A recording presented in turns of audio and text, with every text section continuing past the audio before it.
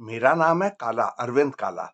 मेरे हिंदू होने के नाते एक चीज़ हमारे हिंदू धर्म के बारे में मुझे बहुत हैरान करती है। भई ऐसा क्यों है कि पूरी दुनिया में हम हिंदू ही हैं जो हैं करोड़ों करोड़ों हैं जो जो मांस नहीं खाते। जब मैं मांस कहता हूँ मेरा मतलब बकरा, मछली, मुर्गा, भैंसा इस तरह से नहीं खाते। भई बाकी सब सब लोग तो खाते, ईसाई तो खाते, मुसलमान खाते, बुद्धिस्ट खाते, जापान के शिंटो लोग खाते और दुनिया के यहूदी जिनको जूस कहते हैं वो खाते। तो हम लोग कैसे भाई इनसे कैसे बिखरे।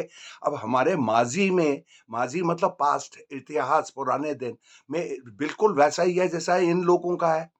देखिए मैं आपको मेरे आपके सामने मैं ये पेश कर रहा हूँ। ये है रोटी चपाती जो लाखों लोग खाते हैं। एक चीज़ हमें याद रखनी चाहिए कि ये रोटी 10,000 साल पहले ही शुरू हुई, जब खेती शुरू हुई, तो तब हमें रोटी भी ये गेहूँ भी मिलने लगा, चावल भी मिलने लगा, चना भी मिलने लगा, दाल और इस किस्म की चीज़ें। और वो गाय और भैंसों से तो हमें दूध मिलने ही लगा था। लेकिन उसके पहले हिंदुस्तान तो 65,000 साल से आबाद है, 65,000 साल से।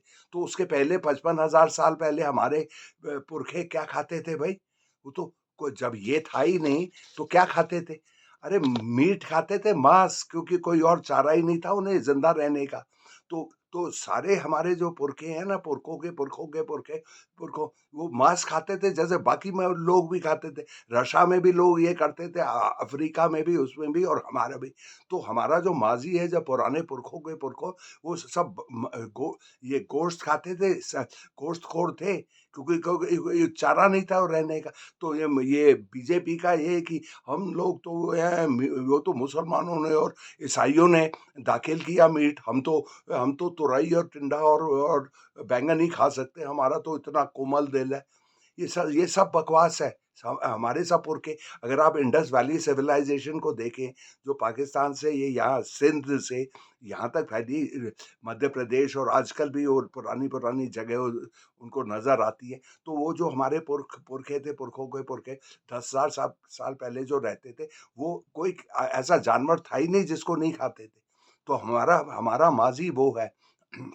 हालाँकि ये बात मैं कबूल कर रहा हूँ कि हिंदू हिंदू हिंदू घरों में वो ऐसा एक ख़्याल होता है कि एक बेरहमी बात है कि एक ये जानवर या पक्षी या इसको हम काट के खा जाएँ, और ये है भई उसको भी तो ज़िंदा जी रहने का हक है। इस किस्म का ख़्याल है, जो बाकी मज़हबों में नहीं है। मुझे मुझे मालूम है कि मैं खुद एक वेजिटेरियन फैमिली से आता हूँ। इस तरह से ही मेरे 2 भाई थे, 2 बहनें थी, माँ-बाप थे। 2 बहन नहीं खाती थी, 1 भाई नहीं खाता था और मेरी माँ ने छोड़ दिया था जब वो उनकी शादी हुई, तो मैं, मेरा 1 भाई और मेरे वालिद, हम लोग ही थे, हम 3 थे, 7 लोगों के घरों में, जहाँ जो जो लोग मीट खा लेते थे। तो इस तरह से। तो ऐसा अच्छा, अब ये वजह आती है कि मैंने आज तक कोई एक थियरी नहीं देखी, किसी भी इल्मी आदमी से, बाहर का हो या यहाँ का हो, कि हिंदुस्तान में ऐसा क्या हुआ, हिंदू धर्म में या जो भी है, हिंदू धर्म तो था ही नहीं, हिंदू धर्म तो 3-4 हज़ार साल पुराना है, कि कैसे हिंदुस्तान में के लोग अलग हो गए ये गोश्तखोरी मतलब मांस खाने से।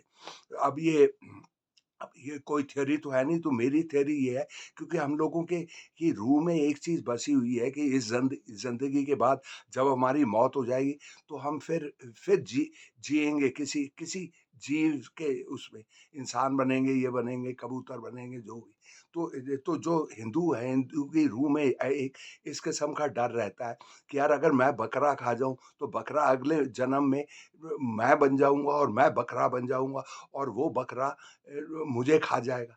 देखिए, है तो ये बिल्कुल चूतियापंती की बात। जब हम ये ज जब ज़िंदगी की मुश्किलातों को हम झेलते हैं, तो हम ये सोचते हैं यार गाड़ी आ जाए, स्कूटर आ जाए, घर अच्छा हो जाए, लड़के को बहू मिल जाए, लड़की भी वो सुंदर हो। अब हम ये सोचें कि अगले जन्म में हम बकरा बन जाएँगे और कोई हमें खा जाएगा। ये तो बिल्कुल ये चूतियों की बात है। और चूतियों का मुल्क तो है ही हमारे यहाँ। लेकिन अच्छा, इसके अलावा अच्छा, मैं आपको एक ये देता हूँ, हिंदुस्तान में एक ही जगह जहाँ एगिटेरियन है, जो अंडे खा लेगा और लेकिन वो गोश्त नहीं खाएगा। और कुछ ऐसे हैं जो अंडे नहीं खाएँगे लेकिन अगर केक होगा जिसमें अंडा होगा तो वो खा लेगा, या ऑमलेट खा लेगा जिसमें प्याज़ और टमाटर और ये सब है, और वो अंडे की जो खुशबू का की बदबू उसको नहीं आएगी। बदबू मतलब उसकी उसकी डिक्शनरी में ऐसा है। तो हिंदुस्तान में, और ताज्जुब की बात ये, जो सबसे पारंपरिक जो रिवायती लोग हैं हिंदुस्तान के सबसे पुराने, वो है साउथ इंडिया में, और साउथ इंडिया में सबसे ज़्यादा गोश्त खाया जाता है। ये तो नॉर्थ इंडिया में बहुत ज़्यादा सब्ज़ी-ख़ोरी है, साउथ इंडिया में जिसको में मद्रास है, तेलंगाना है, आंध्र प्रदेश है, कर्नाटक है, केरला है, ये पौंडीचेरी है, गोवा कुछ हद तक, तो यहाँ तो खूब गोश्तखोरी को लोग बेफ़िक्री से हिंदू बिल्कुल खाते हैं।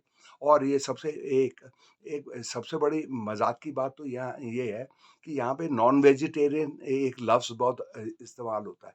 जो हिंदू है, यार मैं तो नॉन वेजिटेरियन हूँ, लेकिन वो जो नॉन वेजिटेरियन होता है वो साल में 1 दफ़ा खा लेता है गोश्त, कहीं गया तो कबाब किसी ने दे दिए तो कबाब खा लिए, या कहीं मुर्गा खा लिया, लेकिन महीने में 1 दफ़ा, 2 महीने में 1 दफ़ा, वैसे रोज़ वो बड़ा खुश रहता है दाल-चावल, रोटी, रायता, मुरब्बा, चटनी, इस किस्म की चीज़ों से खुश रहता है। तो नाम के वास्ते नॉन वेजिटेरियन है, क्योंकि जो गोश्तखोर होता है, जो बाहर के, ये रोज़ खाते हैं। अमेरिकन हो, इंग्लिशमैन हो, फ्रांस का आदमी हो, जापानी हो, ये रोज़ खाते हैं, 2-2 3-3 मर्तबे खाते हैं। इनको ऐसा लगता है कि ये अगर गोश्त नहीं मिला तो वो जो खाना एक वो खाना है, वो मुकम्मल नहीं हुआ। मतलब वो खाना ही नहीं मानते उसको। उनको रोज़ गोश्त चाहिए, और हर टाइम चाहिए तकरीबन, तकरीबन 2 दफ़ा तो कम से कम। तो ये है, लेकिन हिंदुस्तान में ये इस तरह से वो कुछ ऐसी कुछ उनकी सोच रही। तो क्यों हमने गोश्तखोरी छोड़ी? अब इसका जवाब ही नहीं। एक मैंने वही जवाब दिया कि रीबर्थ का ये डर रहता है कि अगले यार ये तो ये, और यहाँ पर ये है कि बेरहमी बात है। ये हिंदुओं की रूह में बसा हुआ है, और इसको हम नकार नहीं सकते। ये तो है। हालाँकि ऐसा हर वक़्त ये रहा है, अगर आप देखेंगे हिंदुस्तान में मीट ज़्यादा बिक रहा है, ज़्यादा खाया जा रहा है। उसमें वो तो सारा जैसे मुल्क वो रईस हो जाते हैं, तो तो गोश्त खाना ज़्यादा हो जाता है, ये पूरी दुनिया का है। तो ये थोड़ा इस तरह से है।